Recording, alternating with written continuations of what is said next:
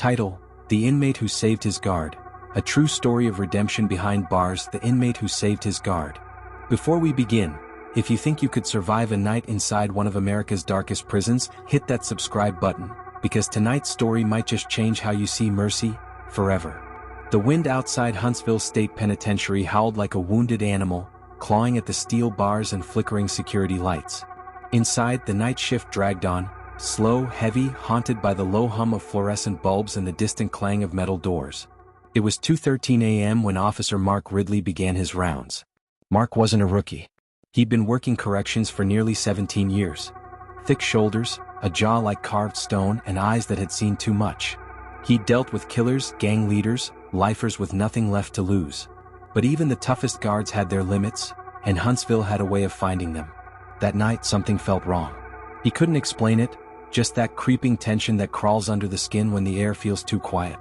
The kind of silence that means someone, somewhere, is waiting for something to happen. As he passed Block D, he noticed it, a flicker, barely noticeable, of movement behind cell 47. Inside that cell was Eli Turner, inmate number 30429, serving a life sentence for armed robbery gone wrong. 12 years in. Clean record. Kept to himself. Read more than most professors. No fights, no infractions. The kind of inmate who didn't belong there, at least not anymore. Mark slowed down, shining his flashlight into the cell. Eli was sitting on the edge of his cot, reading a worn-out copy of The Count of Monte Cristo. He looked up, eyes calm, almost knowing. Couldn't sleep, Turner? Eli smiled faintly. Sleep doesn't come easy when you've got eternity on your hands. Mark huffed.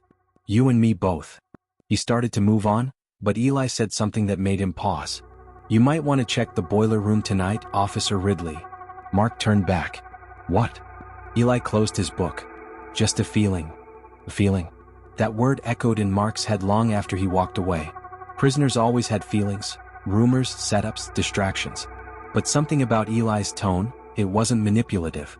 It was warning. By 2:45 a.m., Mark decided to check the boiler room anyway. The corridor leading there was cold and narrow, concrete sweating moisture. As he descended, the hum of machinery grew louder, the rhythmic pounding of pumps and steam valves echoing through the pipes. He flicked his flashlight around. Nothing out of place. Then a sound. A click. Not mechanical. Metallic. Human. He turned sharply and froze. 3 inmates stood at the far end of the corridor. Faces masked in makeshift bandanas. One of them held a sharpened piece of metal, a shiv fashioned from a broken spoon. Don't move, Ridley, the tallest one hissed. Drop the light. Mark's pulse spiked. His training kicked in. Keep them talking. Wait for backup. But deep down he knew backup wasn't coming, he hadn't radioed in. He dropped the flashlight. The beam rolled across the floor, illuminating their faces. He recognized one, Marcos Valles, serving 30 for second-degree murder. Violent, impulsive, the kind of inmate who waited years for a moment like this. What's the plan, Valles? Mark asked quietly. Marcos grinned. Freedom, officer. And you're our ticket out. Before Mark could react, one of the inmates lunged. A flash of silver. Pain exploded through his shoulder.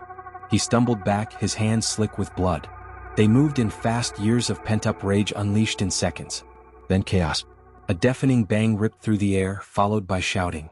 The flashlight beam jerked wildly before hitting the floor. Footsteps thundered down the stairs. And there he was, Eli Turner.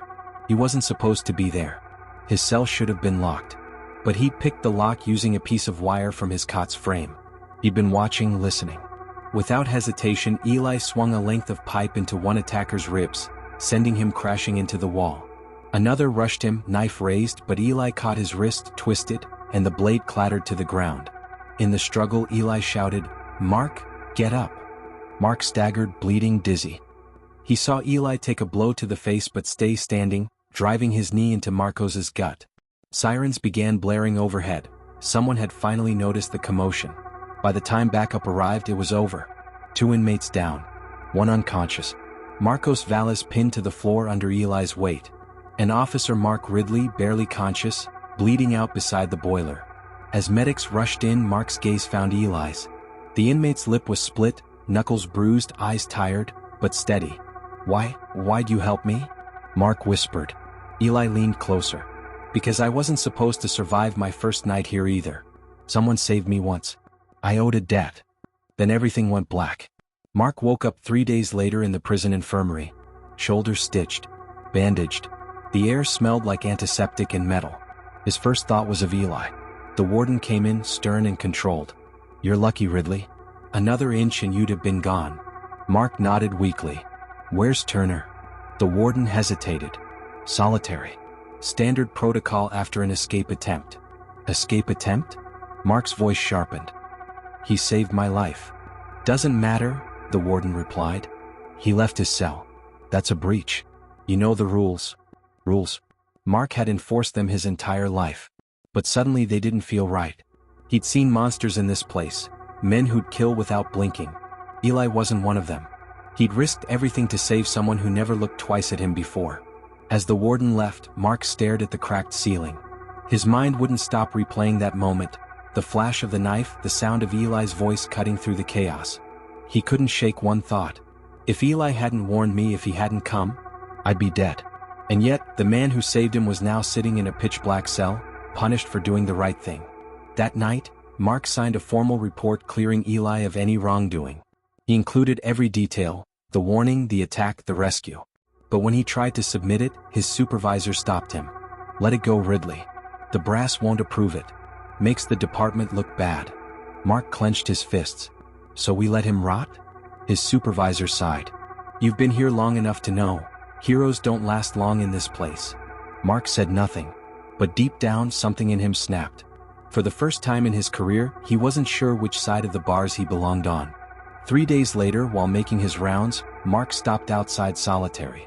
Through the small square window, he saw Eli sitting on the floor, head down, eyes closed. No books. No light. Just shadows. Mark knocked lightly on the door. "Turner." Eli opened his eyes. "Still breathing, I see." Mark gave a faint smile. "Thanks to you." He slid something through the tray slot, an envelope. "You didn't hear this from me." Eli hesitated, then picked it up. Inside was a single sheet of paper, an official transfer notice, and signed. Mark's handwriting scrawled across the bottom. "There's more going on here than you know. Don't give up." For a moment, neither spoke. The hallway buzzed with the hum of flickering lights. Eli's voice broke the silence. "You're playing a dangerous game, Officer Ridley." Mark nodded. "Yeah, but maybe it's time someone did." Eli's faint smile returned. "Careful. This place eats good men alive." Mark turned to leave, the echo of his boots fading into the dark. He didn't know it yet, but what he had just done, one small act of defiance, was about to uncover something far worse than a prison escape plot. Something that would shatter everything he believed about justice. The inmate who saved his guard. The night shift at Huntsville was always cold, but lately it felt colder. Word traveled fast inside those walls, faster than truth, faster than justice.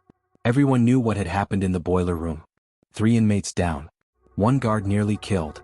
And 1 prisoner who'd stepped into the chaos like a ghost, saved a man who once looked at him like a number, then vanished back into the dark. Eli Turner was no longer invisible. And that, in prison, was dangerous. Mark Ridley sat alone in his truck, parked outside the penitentiary fence, chain link glinting in the floodlights. He was off duty, but he couldn't stop thinking. About Eli. About the file he wasn't supposed to see. About the warden's cold stare when he'd asked too many questions. He pulled out the folder from his jacket.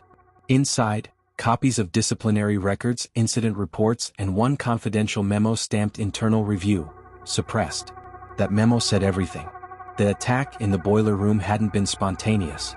It was planned, orchestrated by someone inside administration. A setup. But why? And why had Eli known to warn him? Mark's hands trembled slightly as he turned another page. It listed cell assignments and staff schedules. In the margins, someone had scribbled a series of numbers. A code. The same code Eli had once scratched onto the edge of his cell wall. Numbers Mark had dismissed as nothing but inmate nonsense. He grabbed his phone, entered the numbers into the department database. Coordinates. They pointed not to a cell but to Storage Bay 9, an unused wing sealed off years ago after a fire. A place that officially didn't exist anymore. Inside Huntsville, Eli sat on the floor of solitary, staring at the faint light crawling through the vent. The walls whispered, every breath, every footstep amplified by concrete. Solitary broke most men in days. But Eli had been here before, long ago, in a different cell for a different crime. He'd survived worse. Still, this felt different. He could feel eyes on him, not just guards. Something else. Something quiet. Watching. When the door finally clanked open, he expected another meal tray. Instead, it was Mark Ridley. No uniform tonight. Civilian jacket. Tension in every step. Eli's expression didn't change. "You shouldn't be here." "I know," Mark said. "But I think I finally understand what you meant." He handed Eli the memo through the slot. Eli scanned it quickly. His jaw tightened. So they finally made their move. "Who's they?" Mark asked. Eli looked up. "You think gangs run this place?" "They don't. This prison's got ghosts, Officer Ridley. The kind that wear badges." Mark frowned. "You're saying this was internal?" "I'm saying," Eli replied, voice low, "someone higher up needed a distraction. A violent one. So they let certain inmates, accidentally, get weapons. They were supposed to take you out before a transfer shipment arrived the next morning." "What shipment?" "Evidence. Boxes of it. Tied to old cases the warden doesn't want reopened. Cases that could burn this entire system down." Mark stared, pulse pounding. "And you knew?" Eli's lips twitched, not a smile, not quite.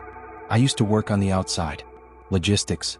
Before all this, I recognized the code on the crates. I knew what was coming." Mark felt the ground shifting beneath his feet. Everything he'd believed about law and order, about justice, started to crack. "Why help me?" he asked. "You could have stayed out of it." Eli's eyes softened. "Because I've seen innocent men die in the name of order. You reminded me of someone who once refused to look away." Later that night, Mark walked through the north corridor with his flashlight off. The cameras were dead, a convenient maintenance outage. He reached storage bay 9. The lock was sealed with a new pad. He picked it, heart pounding, then stepped into darkness. The air smelled like dust and old rusted metal. His light flicked on. Dozens of crates lined the walls, marked only with serial codes. He pried one open. Inside, stacks of case files labeled with inmate numbers, sealed evidence bags, photos of crime scenes, but something was wrong. The files were altered. Fingerprints missing. Statements rewritten. And one file near the bottom with a name that froze his blood. Eli Turner. Mark opened it. The crime scene photos didn't match the official record. The robbery that had put Eli away wasn't a robbery at all.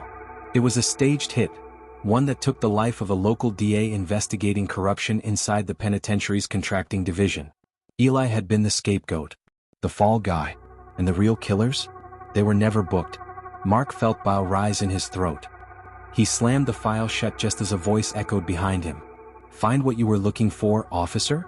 Mark spun around, gun drawn.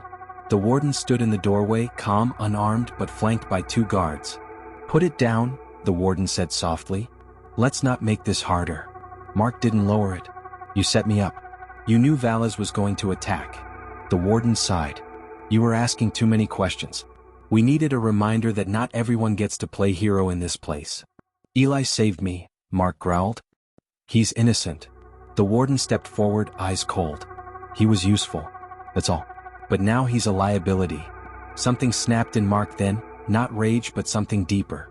A clarity that burned cold. "You're not burying this," he said. The warden's smirk was almost sympathetic. "You don't have a choice." Before Mark could respond, one of the guards struck him from behind. The world tilted. Pain flared. Everything went black. When Mark woke up, he was in the infirmary again. Only this time he wasn't in uniform. His badge, gun, and ID gone. A nurse avoided his eyes. "You shouldn't have been down there," she whispered before leaving. He tried to stand. His ribs ached, his vision spun, but he pushed through. Something in him refused to stay down this time. He limped to the mirror, his reflection hollow, eyes wild. He wasn't just a guard anymore. He was a man caught between truth and survival. He needed help. And there was only one person inside Huntsville he could trust. Eli Turner. That night he found a way back to solitary. This time the cell was empty. Gone. The locks weren't broken. The cameras were cut. No alarms. No guards missing. Just gone. Mark's heart sank. On the wall, scratched faintly into the paint, were words that made his skin crawl. Bay 9 wasn't the end. Look under the chapel. He stepped back, dread creeping up his spine. The chapel was the oldest part of Huntsville, built before electricity, before reform. Below it were tunnels used for heating decades ago, now sealed off.